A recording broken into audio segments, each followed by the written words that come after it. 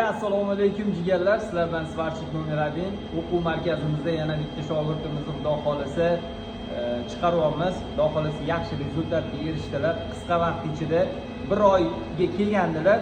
Zudlik bilan ketish kerak bo'lgani uchun har kuni 2 soatdan emas, har kuni 4 soatdan qilib 2 hafta keldilar. Ya'ni 4 haftalik kursni 2 haftaga qisqartirdilar va 4 soatdan bo'ldi. Tushundinglar? Ya'ni 1 oy 2 soatdan kelmadilar-da, 4 haftani 2 hafta qisqartirib 4 soatdan keldilar. Xudo xolasa sertifikatni oldilar, 48 soat.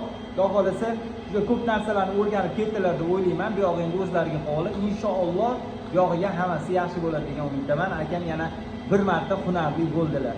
Ya'ni 7 kishiga 70 hunar oz deganlaridek, yana hozir bitta hunarimiz sertifikatini akamga topshiramiz.